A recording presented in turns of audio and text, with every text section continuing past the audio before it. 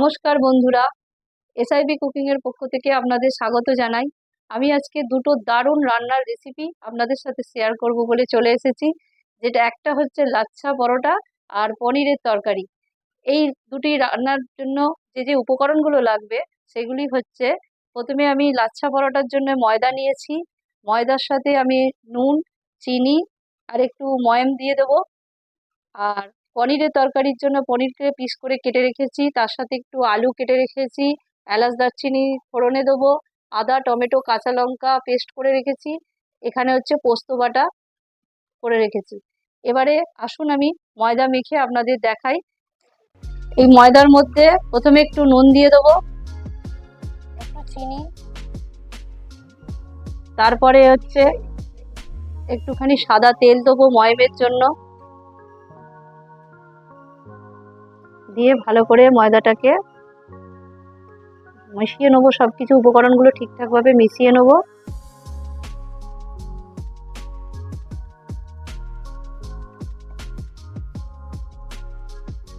এবারে আমি একটু গরম জল করে রেখেছি, গরম জল দিয়ে এটা মাখতে হবে। ভালো করে মিক্স করে নিয়ে এবারে গরম জলটা দিচ্ছি।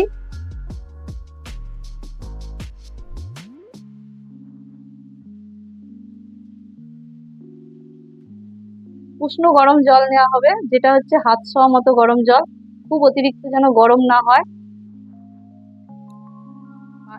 ময়দা মাখা কমপ্লিট হয়ে গেল। এবার এই মাখাটাকে আমি হচ্ছে আধ ঘন্টা এটাকে রেখে দেবো ঢাকা দিয়ে। সেই সময়ের মধ্যে আমি পনিরের তরকারিটা করছি। এবারে আসুন আমি পনিরের তরকারিটা করে দেখাচ্ছি। গ্যাসেতে কড়াই চাপিয়ে দিয়েছি, কড়াইয়ের মধ্যে একটুখানি সাদা তেল দিয়ে দেবো, কারণ পনির সবসময় সাদা তেলে করতে হয়। তেলটা গরম হয়ে গেলে এবার আস্তে আস্তে পনিরগুলো হালকা করে ভেজে নেব। এবার পনিরগুলো কড়াইয়ের মধ্যে তেলে ছেড়ে দিচ্ছি। পনিরগুলো হালকা করে তেলের মধ্যে উল্টে পাল্টে ভেজে নিতে হবে। খুব কড়া করে ভাজলে হবে না, হালকা করে ভাজতে হবে। পনির কড়া করে ভাজলে ভালো লাগবে না। পনিরের নিজস্ব অ্যাকচুয়াল কোনো টেস্ট নেই। পনিরটাকে যত সুন্দর করে রান্না করা যায় তাতেই ওর পনিরের টেস্ট হয়। পনিরের তো নিজস্ব কোনো টেস্ট নেই।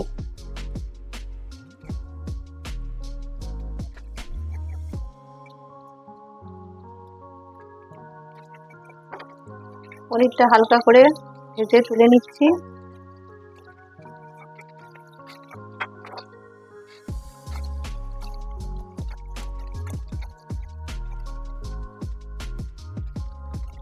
ভাজা কমপ্লিট হয়ে গেল।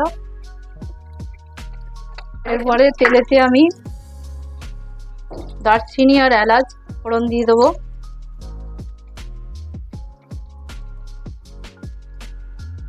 এলাচ দারচিনি ফোড়ন দিয়ে তারপরে আমি আলুগুলো এর মধ্যে দিয়ে দেবো। আলুগুলো হালকা ভাজা হয়ে গেলে তারপরে এর মধ্যে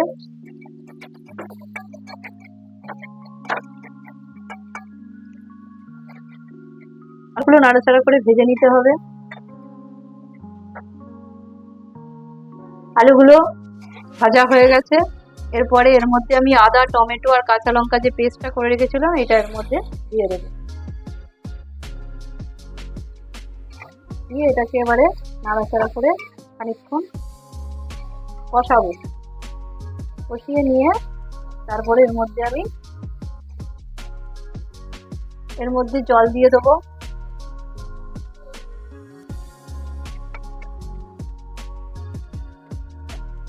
এতে এবারে নুন দিয়ে দেবো, পরিমাণ মতো নুন। তারপরে এটাকে আমি ঢাকা দিয়ে দেবো। আলুগুলো সিদ্ধ হয়ে গেলে তারপরে আমি এর মধ্যে পনিরগুলো দেবো। ঢাকাটা খুলে দেখবো এবারে আলুগুলো সেদ্ধ হয়েছে কিনা। গ্যাসের ফ্লেমটা সবসময় মিডিয়ামে রাখবেন, খুব বেশি হাইতে দেবেন না। আস্তে আস্তে আলুগুলো সেদ্ধ হয়ে গেছে। এরপরে এর মধ্যে আমি পনিরগুলো দিয়ে দেবো। পনিরগুলো দিয়ে গ্যাসটা একটুখানি হাইতে করতে হবে। পনিরগুলো দিয়ে একটু ফুটে গেলেই এর মধ্যে আমি পোস্ত বাটা দিয়ে দেবো। ভেজে রাখা পনিরগুলো দিয়ে দিয়েছি। এবারে পনিরটা একটু ফুটে গেল, ফুটে যাওয়ার পরে এবারে আমি এর মধ্যে পোস্ত বাটাটা দিয়ে দেবো।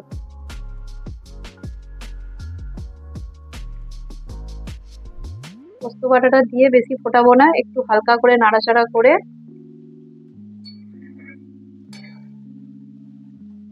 এর মধ্যে একটু মিষ্টি দিয়ে দেবো, পরিমাণ মতো, স্বাদ মতো, যে যেমন চিনি খেতে পছন্দ করেন সেই রকম চিনি দেবেন।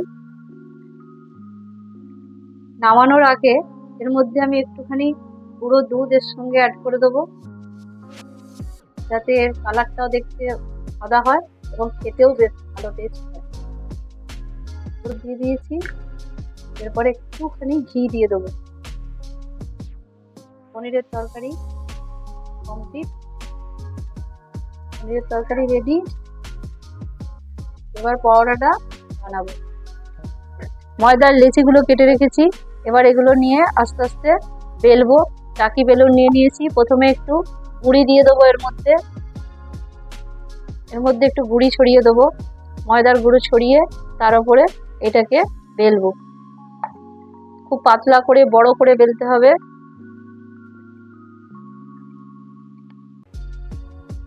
এরকম বড় করে বেলে নিয়ে তারপরে এর মধ্যে একটু তেল দিয়ে দেবো। এর মধ্যে একটু তেল দিয়ে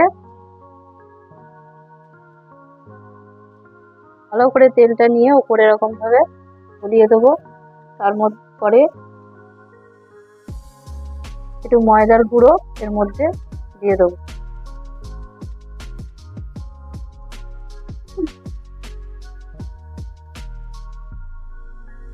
এবারে একটা ছুরি দিয়ে এগুলোকে সরু সরু করে কেটে নেবো, পাতলা পাতলা করে কেটে নেবো। যত সরু সরু কাটা হবে তত এর পাটে পাটে ভালোভাবে সুন্দরভাবে ছেড়ে যাবে।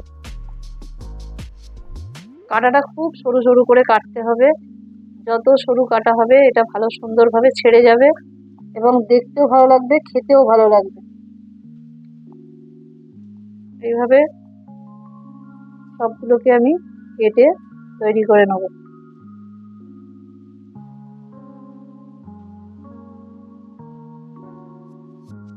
এইভাবে কেটে নেওয়ার পরে এটাকে রোল করে নেব।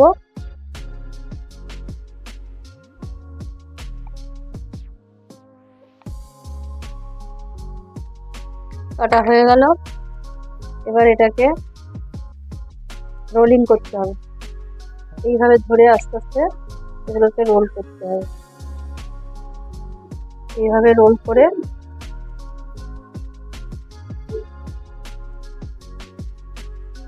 এইভাবে ধারগুলো একটু টেনে নিয়ে এইভাবে মুড়ে নিতে হবে।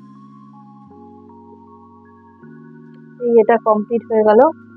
এবার আরেকটা আমি বেলে নেব। প্রথমে খানিকটা ময়দা ছড়িয়ে তারপরে এটাকে বেলে নেব।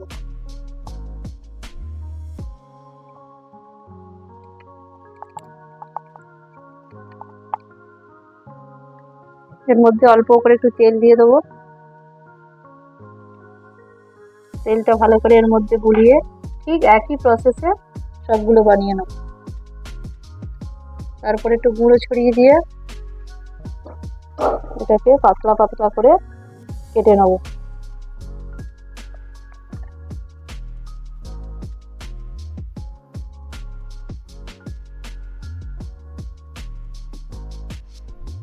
এরকম সরু সরু করে কাটতে কাটতে আমার সেই নিমকি কাটার কথা মনে পড়ে যাচ্ছে, যে এইরকম ভাবে কেটে কেটে কোনা করে ভাঁজ করে করে আমরা যেমন নিমকি কাটি, ঠিক সেই রকম ভাবে আমি সরু সরু করে কেটে নিচ্ছি।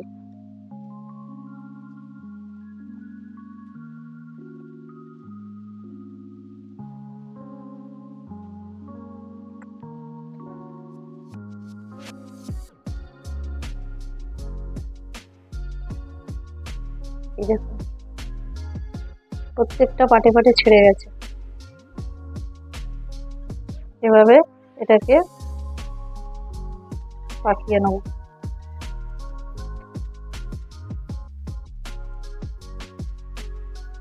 লেচিগুলো সব রেডি করে ফেলেছি, এবারে এগুলোকে বেলে নেব। এবার এটা হাতে হাতে করে আমাকে বেলতে হবে। তেল দিয়ে প্রথমে একটু তেল দিয়ে নেবো, তেল দিয়ে এটাকে হাতে করে করে বেলতে হবে। এটাকে হাতে করে চেপে চেপে বেলতে হবে। এটাকে বেলুনে করে বেললে হবে না, হাতে করে এরকম করে চেপে চেপে আমি পরোটার মতো করে নেবো। তেল দিয়ে নেবো,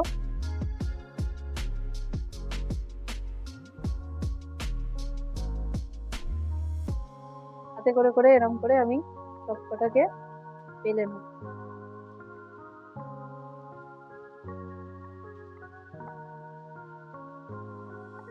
এরকম আলতো আলতো করে হাতে করে করে চেপে চেপে বেলতে হবে।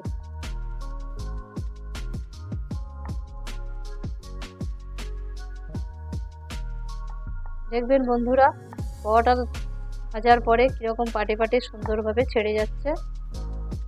এটাই হচ্ছে লাচ্ছা পরোটা।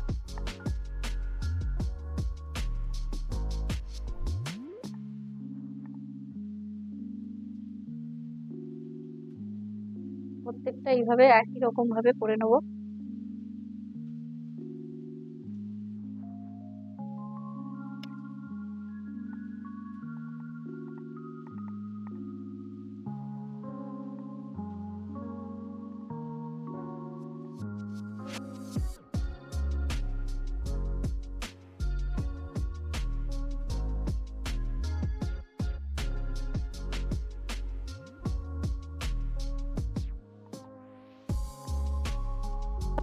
লেচিগুলো সব বেলা হয়ে গেল।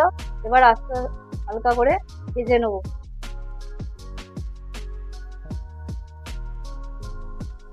কড়াইটা গরম হয়ে গেছে। কড়াইটা গরম হওয়ার পরে এবারে আমি এই পরোটাটা দিয়ে দেবো।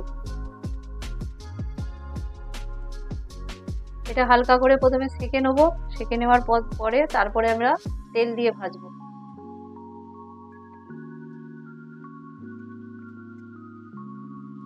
এই সময় গ্যাসের ফ্লেমটাকে হচ্ছে মিডিয়ামে রাখতে হবে। খুব বেশি হাই ফ্লেমে দিলে পুড়ে যাবে এবং ওই পাটে পাটে ছাড়বেও না। এটাকে হালকা ফ্লেমে ভাজতে হবে, মিডিয়াম ফ্লেমে। এবারে আমি তেলটা দিয়ে দেবো।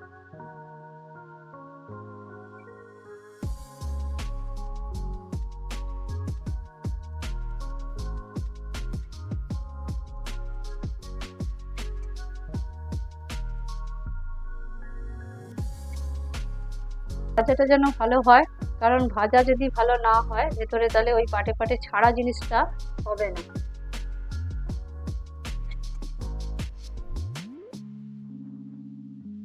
দেখুন বন্ধুরা, আস্তে আস্তে ধৈর্য নিয়ে এগুলোকে ভাজতে হবে। এবার কিরকম পাটে পাটে ছেড়ে গেছে দেখুন, এই যে পাটে পাটে খুলে যাচ্ছে, এগুলো একটা একটা করে এরকম পাটে পাটে ছেড়ে যাবে। এরকম একটা একটা করে ভেজে নিতে হবে।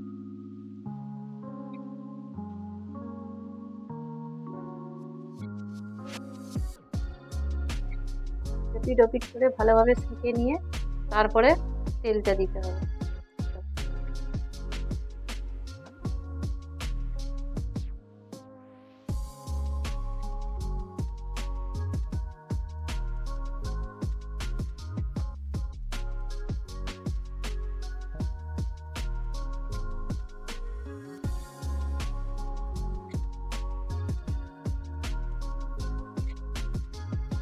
লাচ্ছা পরোটা আর পনির হচ্ছে রেডি। এবার দেখুন লাচ্ছা পরোটা আমি ভেঙে দেখাচ্ছি, কি সুন্দর পাটে পাটে ছেড়ে গেছে। আপনারা দেখতে পাচ্ছেন, এই যে দেখুন, এই যে একটা একটা করে লেয়ার উঠে আসছে। দেখতে পাচ্ছেন কি সুন্দর পাটে পাটে লাচ্ছা ছেড়ে গেছে। আপনারা বাড়িতে এইভাবে লাচ্ছা পরোটা আর পনিরের তরকারি বানিয়ে খান। এই রান্না খেয়ে যদি আপনাদের ভালো লাগে, আমাকে লাইক, শেয়ার ও সাবস্ক্রাইব করবেন। কমেন্ট করতে ভুলবেন না।